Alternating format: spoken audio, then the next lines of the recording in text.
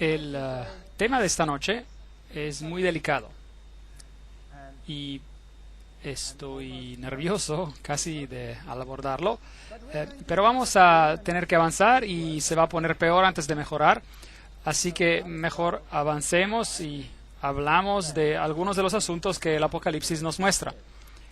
Ustedes saben que tenemos miedo de hablar de lo que dice el libro de Apocalipsis, pero por otro lado, personalmente, yo estoy muy agradecido que el libro habla de estas cosas, porque yo mismo he sido atrapado en muchos de esos engaños. Y estoy tan agradecido a Dios por haber dicho estas cosas y permitirnos tomar la decisión de romper las cadenas que nos atan a todo este grupo de extrañas doctrinas que damos por sentadas porque no conocemos nada más. La sencillez de conocer a Jesucristo y a Él crucificado, para muchos es algo desconocido. Y si supiéramos qué gran amigo tenemos y cuán accesible es Él, y lo simple que es encontrarlo, nos ahorraríamos muchas lágrimas y penas. Bueno, ¿quién es esta bestia del abismo y dónde leemos acerca de ella? Bueno, ayer terminamos con el capítulo 9. Lógicamente nos tocaría estudiar el capítulo 10. Pero lo vamos a dejar para atrás porque hay dos lados en este asunto. Lo vamos a examinar después, el capítulo 10. En este asunto uno es el crecimiento de la apostasía y empezamos eso en la conferencia precedente y mostramos cómo la oscuridad espiritual creció en la tierra y cómo una estrella cayó del cielo y empezó a salir humo del abismo. Esto significa que las enseñanzas satánicas empezaron a esparcirse y a tomar el control sobre la tierra. Esta noche vamos a ir un poco más lejos y vamos a ver cuál es la culminación de estas cosas que salen del abismo. Y se va a convertir en una bestia que sale del abismo. ¿Y ahora qué es una bestia? Nuevamente tenemos que preguntarle a la Biblia. Y en Daniel, el capítulo 7, una bestia está claramente definida como un rey o un reino. Es un reino. Aquí hay una entidad política que se manifiesta. En otras palabras, las falsas doctrinas se han expandido tanto que se han infiltrado en un sistema político y se han convertido en una doctrina mundial. Eso da miedo. Una doctrina mundial hecha ley. En su totalidad, no la hemos visto cuando apareció, pero ella se transformará en un fenómeno mundial. Y esa es la parte que me atemoriza. Y la pregunta es, ¿quién está detrás de todo esto? Y esa es la pregunta que queremos responder esta noche. Apocalipsis capítulo 11. Estamos saltando al capítulo 10 porque es el complemento de este tema y vamos a verlo después. Entonces me fue dada una caña semejante a una vara de medir y se me dijo, levántate y mide el templo de Dios. Cuando medimos algo, queremos ver si realmente está a la altura. ¿No es cierto? La Biblia dice que somos el templo del Dios viviente. Entonces, ¿estamos a la altura? Mide el templo de Dios y el altar y a los que adoran en él. Entonces, igual a que teníamos un número, ahora tenemos una medida. Pero el patio que está fuera del templo, déjalo aparte y no lo midas, porque ha sido entregado a los gentiles y ellos hollarán la ciudad santa. Ellos van a pisotear la verdad de Dios y la salvación de Cristo, que está ejemplificada en el santuario. Todo en el santuario es un símbolo de Cristo. La puerta, la vía de acceso por donde entraban, representa a Cristo, la puerta. El altar de los sacrificios representa a la cruz. El cordero que fue degollado representaba al Cordero de Dios que quita el pecado del mundo. La fuente de metal o de bronce para lavar es Cristo que nos lava de nuestros pecados. Debemos nacer de agua y espíritu. Si entran en el primer cuarto del templo, Jesús es la luz del mundo, Jesús es el pan de la presencia, Jesús es el pan del cielo, Él es el incienso que nos hace aceptables por sus méritos ante Dios. Si entramos en el segundo cuarto, Él es el abogado. Él nos protege de la condenación de la ley por medio de su gracia. Es el que dio la ley. Increíble. Todo está allí en el santuario. Es un hermoso mensaje. Así, aquí está la historia de la salvación en Cristo, que será pisoteada abajo, hollada por ciertas fuerzas gentiles. Y esto será hecho por 42 meses. Eso es nuevamente un tiempo profético. Y sería interesante saber qué implica. Y por supuesto es una cita del capítulo 7 de Daniel, donde todos los atributos del anticristo se dan, incluyendo el hecho de que él reinaría por este periodo de tiempo. Y ordenaré a mis 2 testigos que profeticen, es decir, predicar, por 1260 días, vestidos de silicio. Esto es lo que llamamos en hebreo un paralelismo. Se dice algo en una manera y se lo repite de otra. Primero leímos 42 meses, que después son seguidos por 1260 días. Y en términos proféticos son el mismo periodo de tiempo. 42 meses proféticos, un mes profético tiene 30 días. 42 multiplicado por 30 es igual a 1260 días. 1260 días, un día por un año, 1260 años. Vamos a volver a esto después.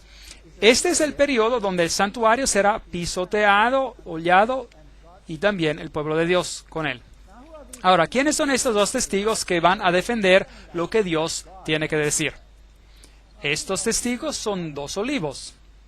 Y los 2 candelabros, las luces, que están en pie delante del Dios de la tierra. Si alguno quiere dañarlos, tomen nota de esto, si alguno quiere dañarlos, sale fuego de la boca de ellos y devora a sus enemigos. Y si alguno quiere hacerles daños, debe morir él de la misma manera. No se metan con estos 2 olivos. No se metan con estos 2 candelabros. Bueno, sería interesante saber quiénes son, ¿no es verdad? Primero veamos el tiempo profético. Hay una clave para interpretar el principio del día-año y encontramos que el tiempo del reinado del cuerno pequeño de Daniel 7, donde dice, serán entregados en sus manos, esos son los santos del Altísimo, por un tiempo, tiempos y medio tiempo. Y esos son 3 años y medio proféticos, o 42 meses, o 1260 días. Vamos a ver el paralelismo en unos instantes. Y calcular el tiempo de este periodo profético se hace simple si tomamos en cuenta este punto. Un tiempo era un año. En algunas traducciones modernas, de hecho, ya se dice 3 años y medio. Esto es 360 días. Y podemos ver en el comentario al margen de Daniel 4:16 y en Daniel 11:13 en la versión inglesa de la King James, y dice: el tiempo profético o año tiene 360 días, un año significa un día o un tiempo significa un año en la profecía bíblica. Encontrarán ese comentario en la versión inglesa. Entonces, sumamos esto y nos da 1260 días, y pueden también buscar en Números 14:34 y en Ezequiel capítulo 4:6, donde dice: día por año te lo he dado. Bueno, pongamos a la prueba el principio que acabamos de describir. Entonces, estos son 1260 años literales. Ahora, aquí hay otras áreas en la Biblia donde ustedes van a encontrar esos textos. Daniel usa la terminología en el capítulo 12, versículo 7, un tiempo, tiempos y medio tiempo. En Apocalipsis 11:2, 42 meses. En Apocalipsis 11:3, 1260 días. En Apocalipsis 12:6, 1260 días. En Apocalipsis 12:14, un tiempo, tiempos y medio tiempo. En Apocalipsis 13:5, 42 meses. Todos refiriéndose al mismo periodo de tiempo. Se los voy a mostrar nuevamente en un momento. Ahora, los 10 reinos de Roma, que salieron de Roma, fueron establecidos en el año 476 después de Cristo. Y en Daniel se nos dice que el poder que tendría control sobre el pueblo de Dios aparecería después del establecimiento de los 10 reinos. En otras palabras, después de que la Roma occidental se dividiera en 10. Este periodo es muy interesante porque después de este periodo, en el año 538 después de Cristo, el reinado del papado empezó de acuerdo al decreto justiniano, que decía que el papado corregiría las herejías y que sería la cabeza de todas las iglesias. Así que aquí tenemos un escenario de Estado-Iglesia. Si añadido a esta fecha, 1260 años, llegamos a una fecha interesante, el 1798. Veamos otra vez este periodo de tiempo nuevamente. Daniel 7:25, tiempo y tiempos y medio tiempo. Daniel 12:7, tiempo, tiempos y medio tiempo. Apocalipsis 11:2, 42 meses. Apocalipsis 11:3, 1260 días. Apocalipsis 12:6, 1260 días. Apocalipsis 12:14, tiempo y tiempos y medio tiempo. Y Apocalipsis 13:5, 42 meses. ¿Piensan que Dios está en serio cuando nos habla sobre este periodo de tiempo? Parece que sí.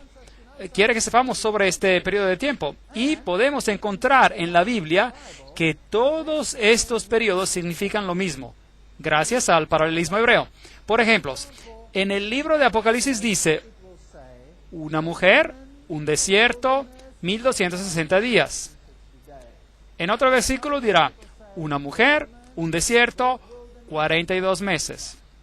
En otro lugar dice 3 años y medio, y podemos ver que se aplica a la misma cosa. Es una profecía muy, muy importante. Ahora, en el 1798 algo interesante ocurrió. Berthier, el general francés, marchó hacia Roma bajo las órdenes de Napoleón y arrestó al Papa y declaró el fin del papado. Declaró su fin. Ahora, es importante notar que el papado era una entidad política. Y si tomamos la definición de Daniel al capítulo 7, que una entidad política es llamada una bestia, los reinos que vistes, las 4 bestias, son 4 reinos que saldrán de la tierra, así dice el texto. Y si acabas con ese poder político, entonces esa bestia muere, figurativamente. Es interesante que acerca de este poder en particular, hay otro versículo interesante en Apocalipsis que dice que este poder parece tener una herida mortal, pero la herida mortal fue sanada. En otras palabras, muere, pero regresa a la vida. Y este poder fue restituido como entidad política en el 1929. cuando Mussolini le otorgó nuevamente el Estado papal y la autonomía al Vaticano. Aquí hay una bestia, es decir, una entidad política, de hecho político-religiosa, que recibió una herida mortal, pero ella después crece y regresa. Y existen varias cosas interesantes en el libro de Apocalipsis sobre esto. Pero veamos sobre esta herida mortal. El 21 de febrero de 1798, el Papa Pío VI fue destronado por Napoleón. Su anillo fue arrancado de su dedo, que era el símbolo de su poder, y él murió en exilio. Esa fue la herida mortal. En el diciembre de 1804, el Papa Pío presenció a Napoleón coronarse como emperador. Aquí estaba un papa sin entidad política para gobernar, se le había sido arrebatada. En 1808, Napoleón tomó el Estado del Vaticano y confiscó todo el Estado Vaticano. En 1848, Mazzini ataca a Roma y el Papa Pío IX es exiliado. Fue restaurado en 1850, pero había perdido todo el Estado papal. Por lo tanto, ya no existía una entidad política. Aquí está la herida mortal. El tiempo es sorprendente. 538, él asciende al trono bajo la protección del Imperio Romano Oriental, bajo el mismo emperador que lo protege, y asume la autoridad del decreto justiniano. 1260 días proféticos después, el poder político llega a su fin. Interesante. Inmediatamente, Napoleón declara la libertad religiosa el 30 de mayo de 1806. Y así que tenemos un poder que gobernó sobre el pueblo de Dios por un periodo de tiempo a nivel político, ordenándole a otras fuerzas políticas lo que debían hacer con los que no estaban de acuerdo con los disidentes. Ven, Roma nunca mató a nadie, nunca. La Inquisición estaba dirigida por los jesuitas y después por los dominicanos. Pero los jesuitas fueron los inquisidores originales y si ellos encontraban a alguien culpable, se lo entregaban al Estado para que lo mate. Así es como funcionaba. Ahora, ¿quiénes son los dos testigos que atestiguaban en silicio durante este periodo? Mis dos testigos, estos son los dos olivos y los dos candelabros que están de pie delante del Dios de la tierra. A propósito, ¿la Iglesia romana suprimió las escrituras durante el periodo que reinó? ¿Sí o no? Sí. Yo fui católico, era un pecado mortal leer la Biblia. Era un pecado mortal. Después del año 1962, esto fue rescindido y cambiado, y vamos a ver por qué. Un asunto muy interesante, y vamos a hablar de eso en una siguiente conferencia. Entonces, ¿quiénes son estos dos testigos? ¿Podrán ser a lo mejor las Escrituras, el Antiguo y el Nuevo Testamento? ¿Es posible? Vamos a Zacarías y veamos si podemos encontrar una respuesta. Zacarías capítulo 4:1. Volvió el ángel que hablaba conmigo y me despertó como un hombre que es despertado de un sueño y me dijo, ¿qué ves? Y respondí, he mirado y he aquí un candelabro. Aquí tenemos un candelabro, todo de oro, con un depósito encima y sus 7 lámparas encima del candelabro y 7 tubos para las lámparas que están encima de él.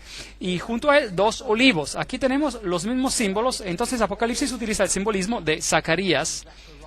Y recuerden que estamos hablando del poder que gobernó por los 1260 años como entidad política, teniendo poder político sobre cualquiera que disintiera, por ejemplo, que se mostrara como un hereje. Y veremos que en Zacarías, para ver si encontramos otras imágenes que sean de nuestro interés. Encontramos los candelabros que también se mencionan en Apocalipsis. También encontramos los 2 olivos mencionados en Apocalipsis. El uno a la derecha del depósito y el otro a su izquierda. Versículo 4. Proseguí y hablé diciendo a aquel ángel que hablaba conmigo, ¿qué es esto, Señor mío? Bueno, eso es lo que nos estamos preguntando nosotros también. Entonces tal vez encontremos la respuesta. Y el ángel que hablaba conmigo respondió y me dijo, ¿no sabes qué es esto? Y dije, no, Señor mío. De la misma manera que responderíamos nosotros, ¿qué es esto, Señor? Entonces respondió y me habló diciendo, esta es la palabra de Jehová a Zorobabel que dice, y después le da el mensaje que tiene que dar. Entonces, ¿qué son los dos olivos y los candelabros? La palabra de Dios. La palabra de Dios. La palabra de Dios estaba profesando en silicio, en otras palabras, oprimida por 1260 días. ¿Saben? Cuando la Reforma empezó a imprimir la Biblia, empezaron usando la imprenta de Gutenberg. Y entraron allí los enemigos y la destruyeron. Y quemaron todas las Biblias que habían sido impresas. Y intentaron destruir la Biblia por todos los medios a su disposición. Sin mucho éxito. Años después escribieron su versión de la Biblia, que es conocida como la Biblia jesuítica, y que también veremos después. Versículo 11. Hablé más y le dije, ¿qué significan esos dos olivos a la derecha del candelabro y a su izquierda? Hablé aún de nuevo y le dije, ¿qué significan las dos ramas de olivo que por medio de los dos tubos de oro vierten de sí aceite con oro? Y me respondió diciendo, ¿no sabes qué es esto? Y dije, no, Señor mío.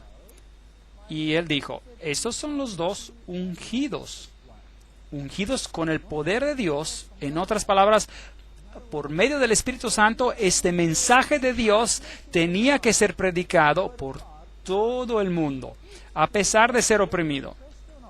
Los ungidos que están delante del Señor de toda la tierra. De nuevo, alcé mis ojos y miré. Y ahora, ¿qué va a haber? Va a ver de qué se trata todo esto. Y he aquí un rollo que volaba. ¿Qué significaba el rollo que volaba? Es un rollo, es la palabra de Dios que está en ese rollo. Y entonces ve la palabra de Dios volando en el aire. ¿Qué significa esto como símbolo? Llevar el mensaje al mundo. Así que de esto es de lo que se trata, es sobre la palabra de Dios. Y me dijo, ¿qué ves? Y respondí, veo un rollo que vuela. Y la longitud es de, y da la medida en codos. Y entonces me dijo, esta es la maldición que sale sobre la faz de toda la tierra, porque aquel que hurta será destruido. Esas son las advertencias de Dios. Como está de un lado del rollo, y todo aquel que jura falsamente será destruida. Yo la he hecho salir, dice Jehová de los ejércitos, y vendrá a la casa del ladrón, y a la casa del que jura falsamente en mi nombre, y permanecerá en medio de su casa, y la consumirá con sus maderas y sus piedras. Bien, la palabra de Dios dará el veredicto, aunque sea oprimida. ¿No es que es cierto? Básicamente es lo que dice el texto. Continuemos leyendo, porque Zacarías se vuelve interesante. Y salió aquel ángel que hablaba conmigo. Recuerden, en Apocalipsis 11 cita a Zacarías de estos mismos versículos. Y obtenemos mayor información. ¿Qué les dije al principio? A la ley y al testimonio. Estamos ahora excavando en el testimonio, excavando para ver qué han dicho otros profetas y si está en armonía con lo que estamos viendo aquí. Y me dijo, alza ahora tus ojos y mira qué es esto que sale. Y dije, ¿qué es? Y él dijo, este es un efa.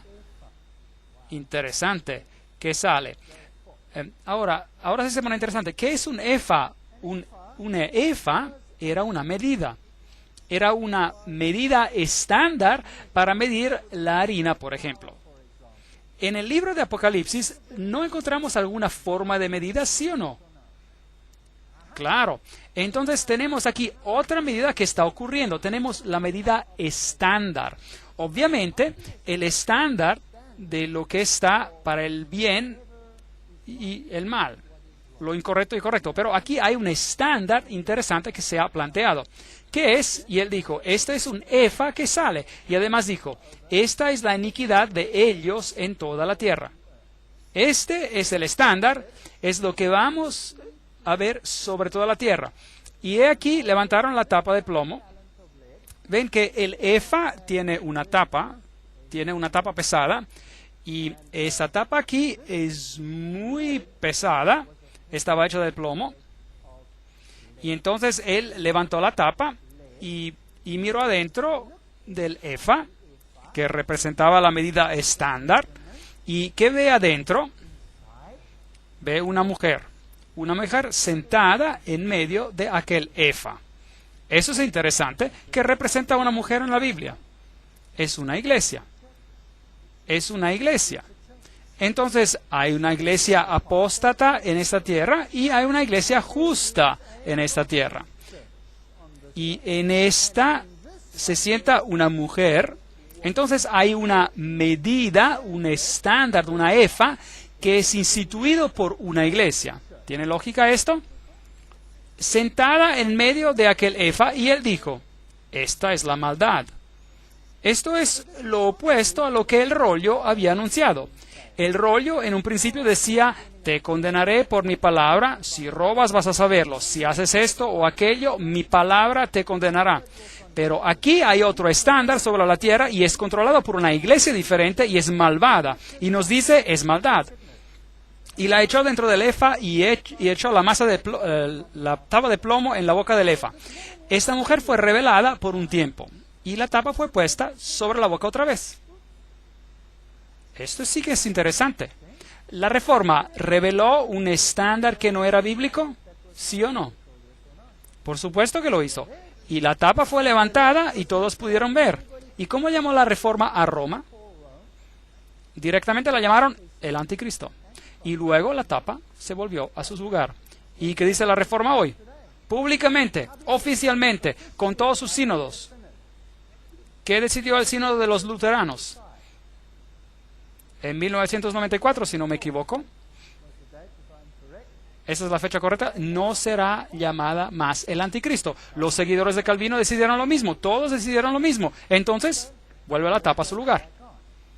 Alcé luego mis ojos y miré, y he aquí dos mujeres que salían y traían viento en sus alas y tenían alas como de cigüeña. Esas son malas noticias. Malas noticias. Porque la cigüeña es una ave inmunda. Y un ave en la Biblia es el símbolo de Espíritu Santo. Y aquí hay dos grupos que bajo el mando de un espíritu falso levantan el estándar con esa otra mujer en ella entre el cielo y la tierra. Dije al ángel que hablaba conmigo, ¿a dónde se llevan el efa? Es decir, el estándar. Y él me respondió, para que le sea edificada una casa en la tierra de Shinar, es decir, en Babilonia. Y cuando esté preparada, lo pondrán sobre su base. ¿Qué nos dice Zacarías? Es que otro estándar regirá sobre la tierra. Este estándar será establecido por una iglesia. Todos habrán visto que era maldad. Habrán tenido un conocimiento, que se reveló ese conocimiento, pero esa maldad será encubierta otra vez. Y dos grupos eclesiásticos poderosos, la Biblia los llama los poderes del dragón y de los falsos profetas, vendrán y levantará este estándar y dirán, aquí está. Y el imperio babilónico habrá renacido, en sentido espiritual, sobre la tierra otra vez, con un estándar que reemplazará el estándar de Dios. ¿Tiene sentido? Da miedo. ¿Va a suceder? Bueno, veamos lo que nos sigue diciendo Apocalipsis sobre este asunto. La palabra de Dios, hemos examinado el texto en la Biblia de donde el Apocalipsis basa esta imagen y nos dice lo que está pasando. La palabra de Dios, Apocalipsis 11:6. Estos tienen poder para cerrar el cielo a fin de que no llueva. ¿Tiene la palabra de Dios poder para hacer esto? Por supuesto. ¿No lo hizo Elías?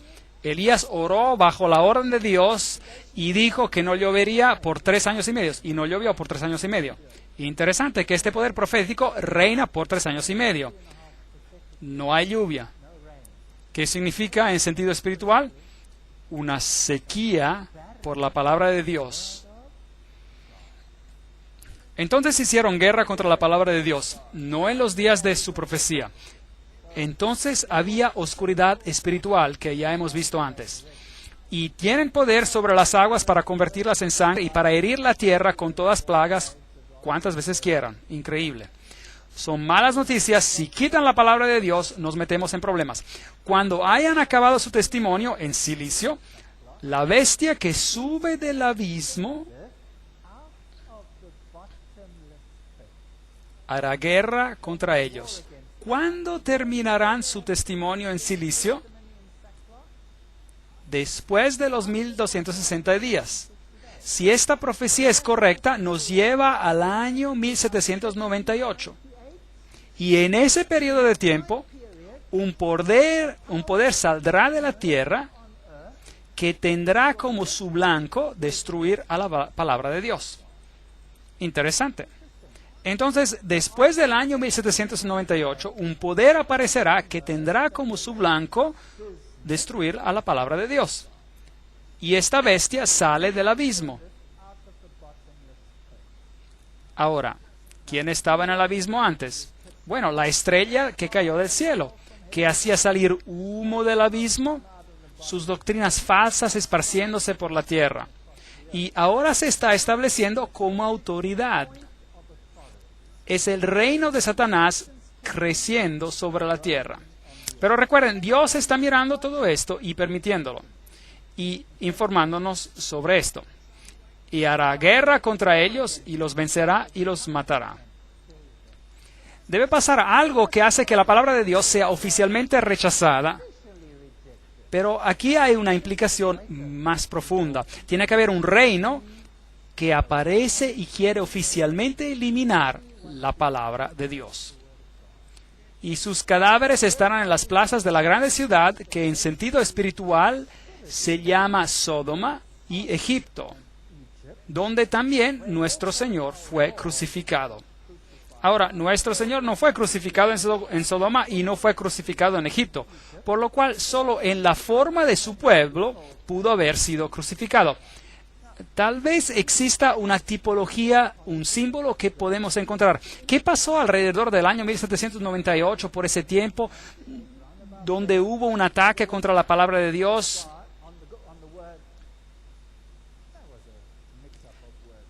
Donde hubo un ataque contra la palabra de Dios, en el lugar donde el pueblo de Dios había sido sacrificado, matado, asesinado por su fe, por así decir.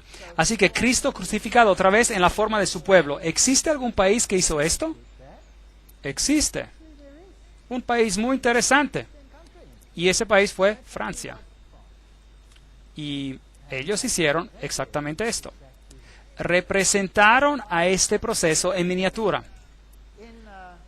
En el libro del Gran Conflicto hay un bello párrafo acerca de esto. Lo vamos a leer. La gran ciudad en cuyas calles son asesinados los testigos y donde yacen sus cuerpos muertos se llama simbólicamente Egipto.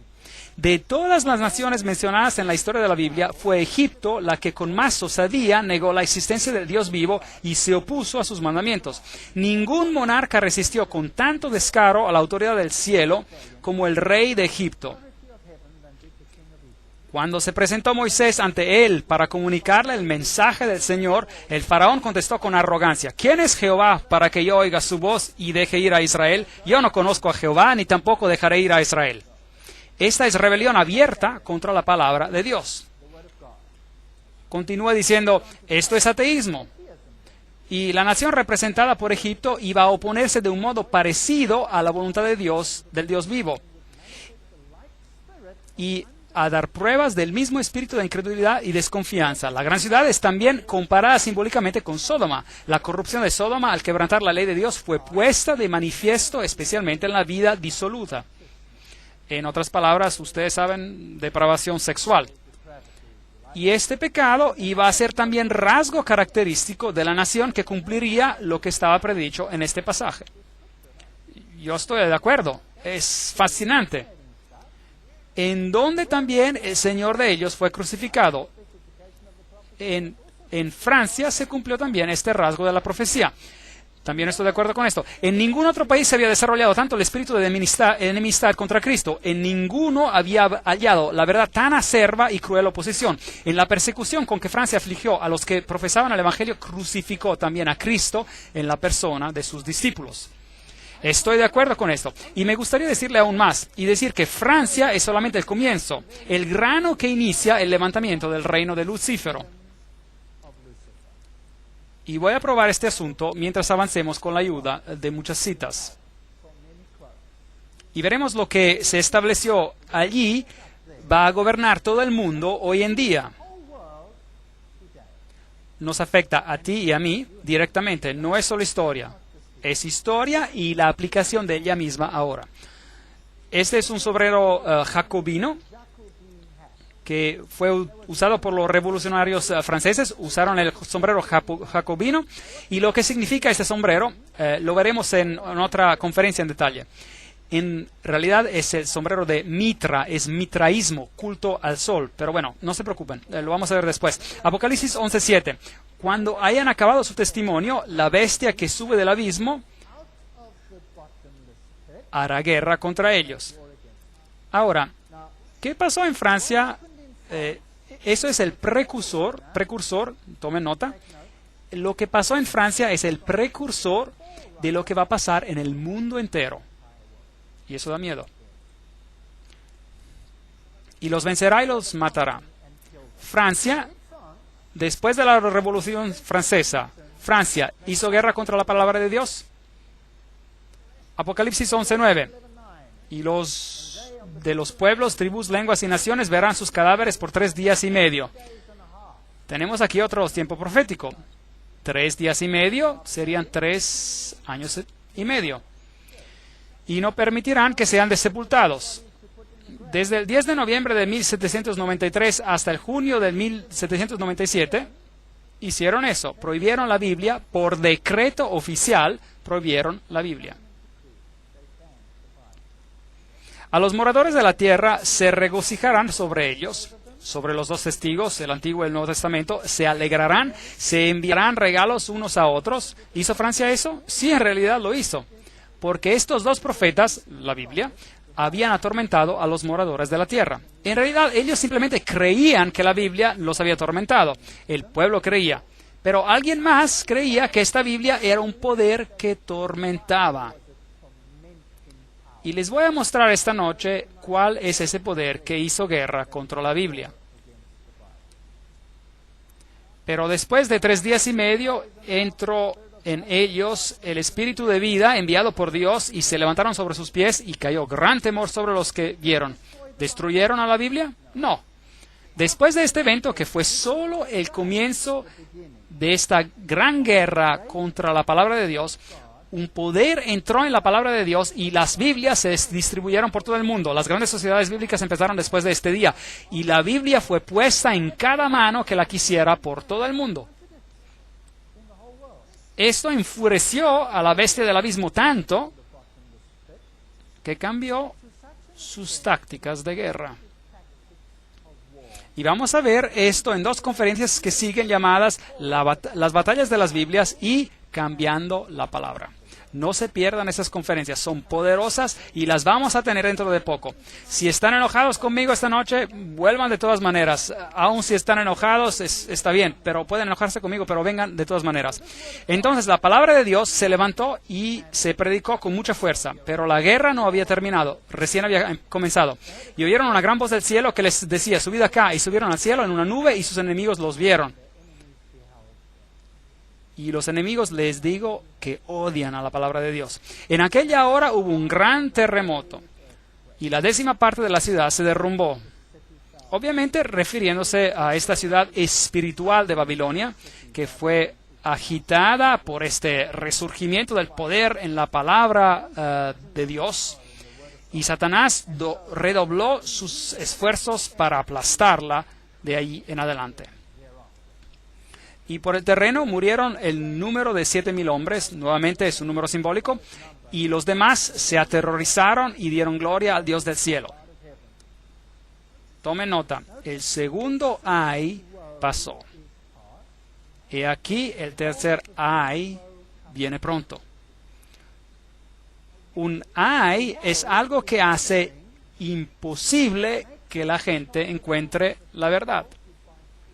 El primer ay fue la destrucción física de las áreas de la cuna del cristianismo a través de poderes que estaban en contra de Cristo. Este ay ahora es un oscuramiento espiritual de todo el conocimiento relacionado con Dios por el poder que hace guerra contra su palabra. ¿Qué pasó en la Revolución Francesa? Veamos cómo cumplió estas profecías. Este fue el ataque a la Bastilla y, por supuesto, en este mismo evento, toda la estructura política mundial cambió. Antes gobernaban los monarcas, ahora hay democracias. Y las democracias van a gobernar por todo sitio. Y esto suena bien. Y vamos a ver qué hay detrás de todos estos asuntos más tarde. Luis XVI literalmente perdió su cabeza. Y su cabeza se sostuvo frente a una multitud enardecida mientras iba a la guillotina. ¿Y le tuvieron misericordia a su esposa María Antonieta? No. Su cabeza fue puesta en un palo y mostrada a la multitud que gritaba animada. Luego tomaron una prostituta, disculpen el cuadro, pero es lo que realmente hicieron, con los pechos descubiertos, y la llamaron Libertad. La hicieron una diosa, liderando a la libertad. Seguimos leyendo lo que pasó en el libro El Gran Conflicto, que nos lo cuenta de manera bien hermosa. Al ser presentada la diosa ante la convención, la tomó el orador de la mano y dirigiéndose a toda la asamblea dijo: «Mortales, cesad de temblar ante los truenos impotentes de un dios que vuestros temores crearon». Increíble, esta es una asamblea pública. «No reconozcáis de hoy en adelante otra divinidad que la razón». ¿Se imaginan esto? «Y os presento su imagen más noble y pura, y si habéis de tener ídolos, ofreced sacrificios solamente a los que sean como éste. Caiga ante el augusto senado de la libertad el velo de la razón». Aquí había un poder que había quitado la palabra de Dios y la había reemplazada con la razón, la diosa de la razón. Pero afortunadamente Jesús nos dijo ante tiempo que ocurriría. Y eso significa que esta diosa de la razón, toma el sitio de Jesucristo, pero solo en apariencia. La diosa, después de haber sido abrazada por el presidente, tomó asiento en una magnífica carroza que condujeron por entre el inmenso gentío hasta la catedral de Notre Dame.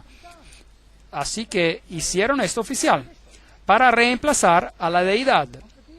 La elevaron sobre el altar mayor y recibió la adoración de todos los que estaban presentes. Así que el gobierno adoró a esta dama. Así es como se hicieron las cosas. Fue llevada por las calles, puesta en un carruaje. Tenía el símbolo del sol que decía diosas de la razón. Ahí lo dice. Y fue entronada en Notre Dame. Y lo que ellos creían era el símbolo del cristianismo fue quitado por la legislatura. Y el Antiguo y el Nuevo Testamento fueron quemados.